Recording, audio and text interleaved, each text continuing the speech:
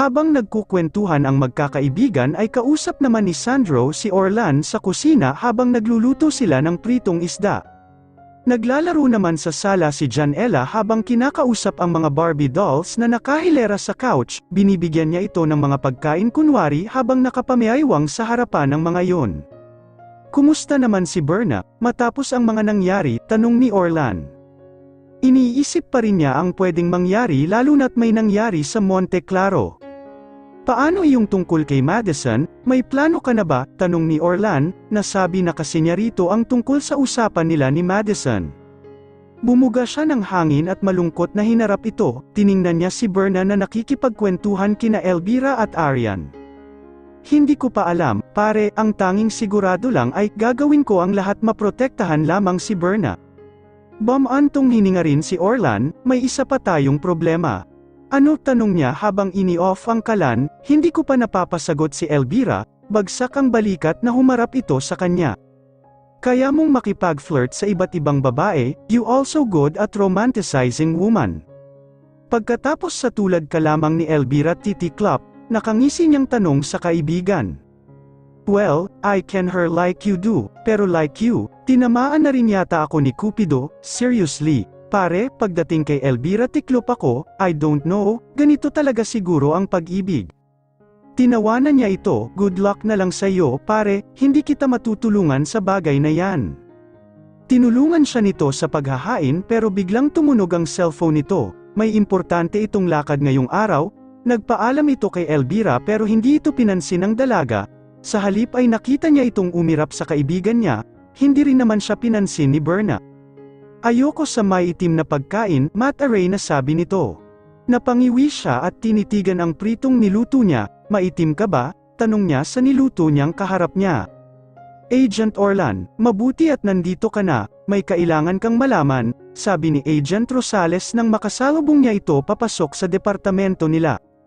Heto ang kopya ng DNA test ng autopsy ni Soledad, at negative, hindi siya ang bangkay na ipina-autopsy natin.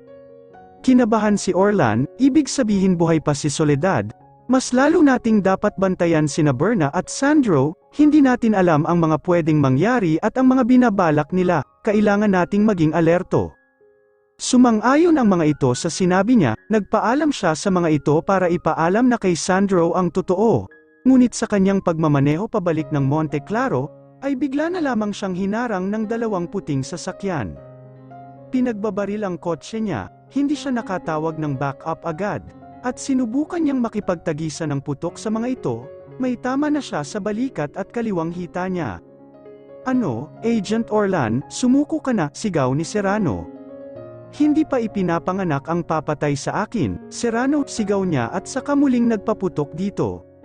Ngunit nawalan siya ng bala at may dumating pang mga kasama nito, hinawakan siya ng mga tauhan ni Serrano, sinuntok siya nito ng sinuntok sa mukha, katawan, dibdib at saka siya pilit na pinaluluhod habang nakasabunot sa buhok niya ang dalawang lalaking kasama nito, nagtatawanan pa ang dalawa.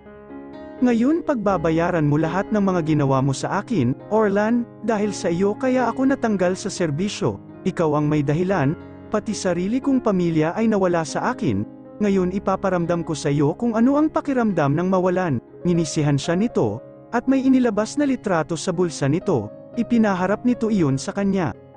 Huwag mong idadamay si Elvira rito, Serrano, sigaw niya habang dumadaloy ang dugo sa bibig niya. Nakinig ka ba noon sa pakiusap ko sa iyo, Orlan? Hindi ako gago, at lalong hindi ako tanga, isakay ninyo sa van ang gagong iyan at hanapin ninyo ang babaeng ito, dalhin ninyo sa akin para makapag-reunion sila bago natin sila patayin. Humahalaklak na utos nito, masusunod boss, sabi naman ng isa, maganda pa naman, pwede bang sa amin na lamang siya bossing, kirit pa ng isa. Mga hayop kayo, sigaw niya sa mga ito pero binalingan siya ni Serrano at inundayan muli ng suntok sa sikmura niya. Manahimik ka, bulyo ni Serrano sa mukha niya at muling sinuntok sa may panga. Wala siyang kalaban-laban habang pinagsusuntok ng mga ito, hinang-hina na siya at wala na siyang lakas. Dinala siya ng mga ito sa isang bodega at saka doon nilagyan ng posas sa kamay at paa. Sinipa pa siya ng tauhan nito bago siya iwan doon. Si Orlan, anong gagawin niya para iligtas si Berna? Nangangatog ang mga tuhod ni Berna habang nakatutok ang baril na hawak niya kay Madison, at panay ang pahid niya sa kanyang pisngi dahil kanina pa siya umiiyak. Natatakot siya para sa sarili niya at para sa magiging anak niya. Nasa ikalimang palapag sila ng apartment building. Dumidilim na ang buong paligid ngunit nanatili silang nagtitinginan ni Madison. "Oh, ano, magtitigan na lamang ba kayo? Hindi pa ba kayo magpapatayan? Kanina pa ako naghihintay," sigaw ni Soledad. "Napakasama mo talaga, Soledad, bakit hindi na lang ako ang patayin mo, kaysa mandamay ka pa? Kung may galit ka sa akin, ako na lang, huwag mo nang idamay si Madison." "Manahimik ka, Berna, may atraso rin sa akin ang bruhang iyan." Sa halip na magpasalamat ay ginawa niya akong traidorin, at ang nakakabwisit, sinira niya ang mukha ko. "Tingnan mo, Madison, ipinakita nito ang may sugat nitong mukha, kung sino man sa inyo ang mabubuhay. Kami namang dalawa ang magpapatayan," humalakhak ito. Tiningnan niya si Madison, "Isa sa atin ang mamamatay kapag wala tayong gagawin, akala mo ba bubuhayin niya tayo? Hindi, at nakakatiyak akong papatayin din niya tayo. Madison, hindi ako ang kalaban mo, patawad kung iniisip mong inagaw ko sa iyo si Sandro, patawad kung manahimik ka, hindi mo ako maluloko, dapat lang na mamatay ka. Sige, patayin mo ako kung iyan ang makakagan sa sakit na nararamdaman mo, patayin mo ako, ngayon na." Sinampal siya ni Madison, "Nangangati ang mga kamay kong patayin ka para maiparanas ko sa iyo ang sakit na nararamdaman ko, pero anong silbing patayin ka kung pati ako mamatay rin?" Tumayo si Soledad sa kinauupuan nito at nilapitan sila.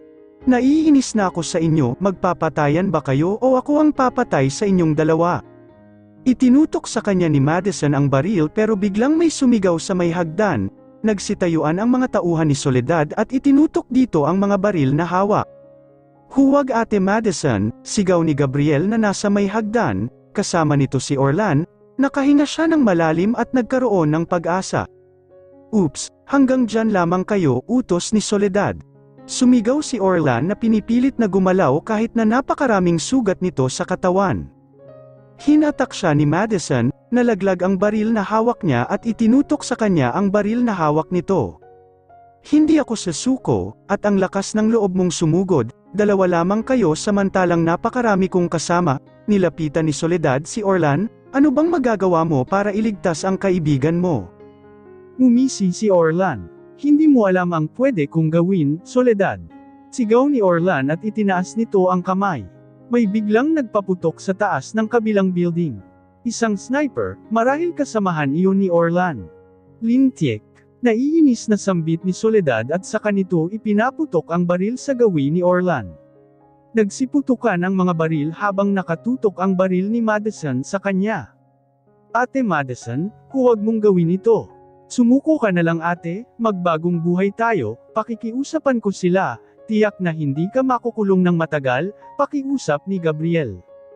"Huli na." Umiiyak na sigaw ni Madison.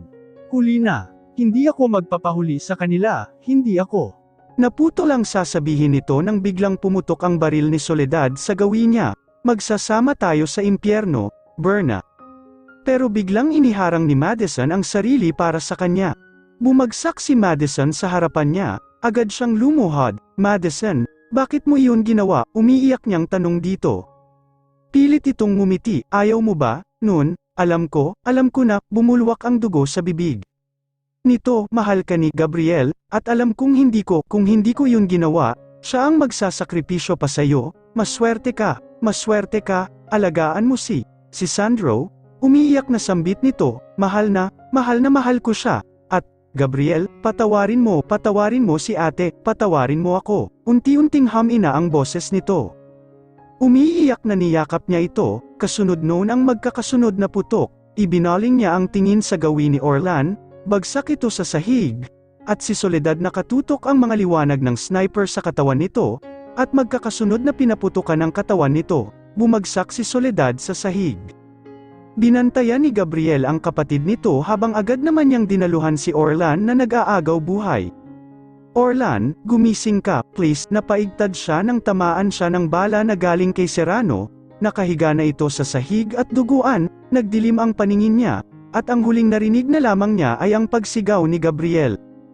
Tumulong ay Sandro sa mga agent para iligtas sina Berna at Orlan. Marami na rin siyang sugat at mga tama ng baril dahil napakaraming bantay sa bawat floor ng building. Nalaman niya na nasa itaas si Berna at habang tumatakbo ang oras, ay maaring nasa peligro ang buhay ni Berna. Matapos ang pakikipagsabayan sa mga tauhan ni Soledad ay nakaakyat sila sa rooftop. Nadatnan niya si Gabriel. Buhat-buhat nito si Berna pababa ng hagdan. Agad niyang kinuha ang katawan ni Berna sa braso ni Gabriel. Nilingon niya ang ibang naroon, sina Madison at Soledad, nakahandusay sa sahig at naliligo sa sariling dugo ng mga ito. Mabilis siyang pumanhik sa ibaba kahit na hirap na rin siya. "Oh God, Berna, huwag kang bibitaw, mahal ko," umiiyak na sambit niya habang binibilisan ang paglalakad. Mabilis niyang ipinasok si Berna sa kotse niya at pinaharurot iyon patungo sa pinakamalapit na hospital. Sunod-sunod naman na dumating ang mga agents kasama si Orlan at si Gabriel na kasama ang kapatid nitong si Madison. "Mr. Villamor, kailangan din namin kayong magamot," pakiusap ng nurse na naroon. Kilala siya ng mga ito dahil madalas na suki na sila ni Janela sa hospital ng Monte Claro. Madalas kasing lagnatin si Janela noong bata pa ito. "Salamat, pero okay lamang ako, ang asawa ko, si Berna," nag-aalalang sabi niya. "Inooperahan na siya ng mga doktor, kailangan ho kayong magamot, Mr. Villamor, malalim ang mga sugat ninyo at..." Sinabi ng okay lang ako, bulyo niya sa nurse. Nagyuko ito ng ulo, bumuga siya ng malalim at tumingin dito. "Sige, gamutin mo na ako," nginitian siya ng nurse, pero habang ginagamot siya nito ay iniisip niya si Berna. Hindi niya kayang may mangyaring masama rito. Sana ay maging maayos din ang lagay ni Orlan. Lumabas ang mga doktor na nag-opera kay Berna, agad niyang sinalubong ang mga ito. "Kumusta ang asawa ko, Doc?" nag-aalala niyang tanong. Nagtinginan ang dalawang doktor at saka siyang initian. "Successful ang operasyon, Mr. Villamor, ligtas na ang mag-ina mo. Ililipat na siya maya-maya sa recovery room, wala ka nang dapat na ipag-alala." Nagulat siya sa sinabi nito, ibig sabihin buntis ang. Tumango ang mga doktor. "Hindi mo ba alam na buntis ang asawa mo?" Tak ang tanong ng mga ito. "Hindi, Doc," tinapak siya sa balikat ng mga ito. "Maiwan ka na namin, Mr. Villamor." "Maraming salamat, Doc." Nakahinga siya ng maluwag nang malaman niyang ligtas na ang mag-ina niya. Samantala naroon na sina Elvira at Arian sa hospital kasama ng mga ito si Janela. Agad siyang nilapitan ng anak niya na umiiyak. Niyakap niya ito at kinandang. "Daddy, what happened po? Where is Tito Orlan and Tita Berna, Daddy?" Humagulhol ito sa balikat niya. Tumulo na rin ang luha niya habang hinahaplos ang buhok ng anak niya. "Everything will be fine now, anak, your Tita Berna is okay," and tumingin siya sa kwarto ni Orlan na nakasara pa rin at hindi pa lumalabas ang mga doktor. "Your Tito Orlan will be okay too, anak, remember, when Tito Orlan said na siya si Superman?" dugtong na tanong ni Janela habang pinapahid ang mga luha nito sa pisngi. Tumango siya. "Yes, and he is our superhero too. Mamaya gigising na si Tito Orlan mo." Pinilit niyang ngumiti sa harapan ng anak niya. Kahit nasa loob-loob niya hindi niya alam kung ano ang pwedeng mangyari kay Orlan, masama kasi ang lagay nito. Malaki ang utang na loob niya kay Orlan dahil ginawa nitong lahat para kay Berna. Maya-maya pa ay lumabas na ang doktor, sinalubong agad nila yon, malungkot na tumingin sa kanila ang doktor. Si Orlan po, Doc, ano na ang lagay niya?" habol hiningang tanong ni Elvira. "I'm so sorry pero ginawa na namin ang lahat para kay Orlan. Maraming dugo ang nawala sa kanya at maraming tama ng baril ang nakuha sa katawan ni Orlan. May bali rin ang kaliwang braso at hita niya." "I'm sorry," hinawakan ng doktor si Elvira sa balikat nito. Tiningnan siya ng doktor at sinenyasan na lumapit habang nagwawala si Elvira na yakap-yakap ni Arian. "Bakit hindi ninyo ako papasukin sa loob?" sigaw ni Elvira sa mga agents na nakabantay sa pintuan ng kwarto ni Orlan. "Mga kamag-anak lang ang pwedeng pumasok sa loob," Osel ng isa na hinarang si Elvira. "Wala ba kayong puso? Mahal ko yung nasa loob, bakit hindi ninyo ako papasukin?" pagpupumilit ni Elvira. "Nakakainis na kayo," sigaw ni Arian na inundayan ng suntok ang isang agent sa lakas noon ay napaatras ang agent. "Kayo lang yata ang agents na hindi nadadaan sa pakiusap," nang gagalaiting sigaw ni Arian. Walang nagawa ang mga agents kundi papasukin ng mga ito si Elvira at hindi pinayagang pumasok si Arian. Nakipagpatentero si Arian sa labas ng kwarto ni Orlan habang si Sandro ay nakikipag-usap naman sa mga doktor. Pumasok si Sandro sa kwarto kung saan idinola si Berna, buhat-buhat niya si Janela na nakatulog na sa bisig niya. Pasado 2:00 na ng madaling araw, inihiga niya si Janela sa couch ba naroon sa private room na inuukupan ni Berna. Nilapitan niya si Berna nang maipahiga niya si Janela, namasa ang mga mata niya habang nakatingin kay Berna. May mga galos ito sa mukha at sugat sa mga labi. Hinawakan niya ang kamay ni Berna at dinala iyon sa mga labi niya. Pasaway ka talaga, naluluhang sambit niya habang nakatitig sa mukha ni Berna. Gumalaw si Berna at unti-unti nitong iminulat ang mga mata. Sandro. Hindi pa man ito nagsasalita ay hinagkan na niya agad ang mga labi nito, marahan lamang iyon at magaan. Ikakamatay ko kapag may mangyaring masama pang muli sa iyo. Mahal ko, lalo na ang baby natin, bakit hindi mo sinabing buntis ka? Bumalong ang luha sa mga mata nito. Sorry, Sash, tahan na, patay na si Soledad at Madison. Si Madison, iniligtas ako ni Madison, pumikit ito, mahal na mahal ka niya, Sandro, mahal na mahal ka niya kaya niya iyon nagawa, pero sa huli mas pinili niyang iligtas ako sa kabila ng galit niya sa akin, sa atin. Gusto niyang matuwa sa sinabi ni Berna pero hindi yun ganoon kadali para sa kanya. May parte ng puso niya ang galit sa ginawa ni Madison, at galit din siya sa sarili niya dahil sa nangyari. Niyakap niya si Berna, tahan na makakasama sa iyo ang pag-iisip sa mga bagay na yan, kasalanan pa rin ni Madison kung bakit ka nandito sa lugar na ito ngayon, pero salamat dahil iniligtas ka niya.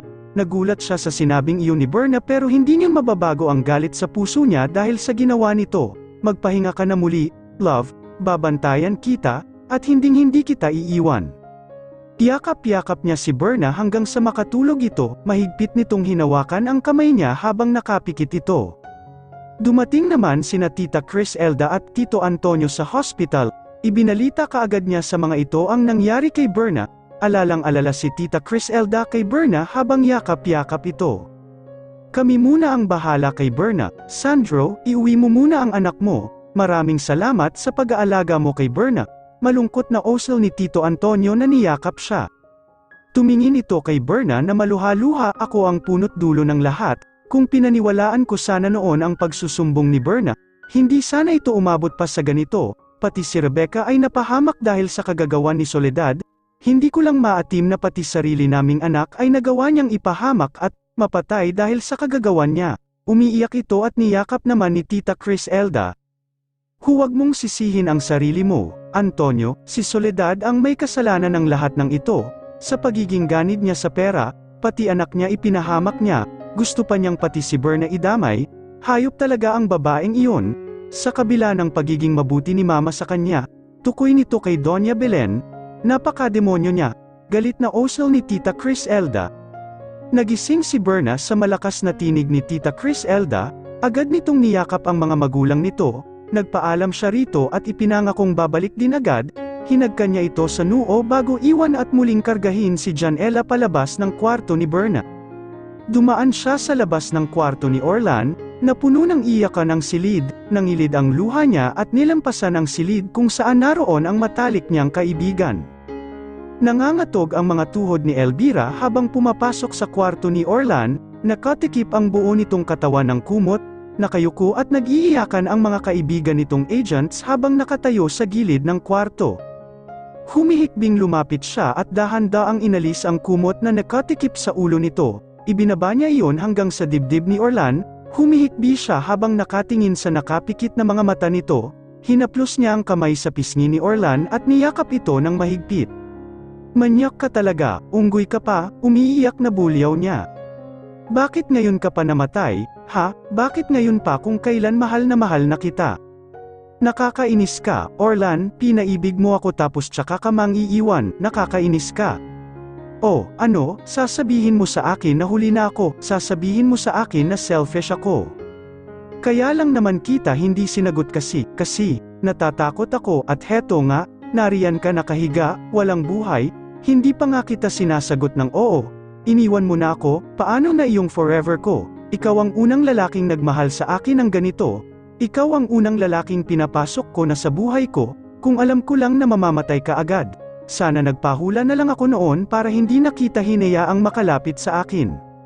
Siguro tatawanan mo ako dahil para akong tanga na umiiyak sa harapan mo. Siguro tatawanan mo ako kasi pakipot pa ako, kung alam ko lang na ganito ang mangyayari hindi na sana kita inaway. Orlan, bakit mo ako iniwan? Humahagulgol na sambit niya at mahigpit itong niyayakap at niyuyugyug. Sa ginawa niyang iyon,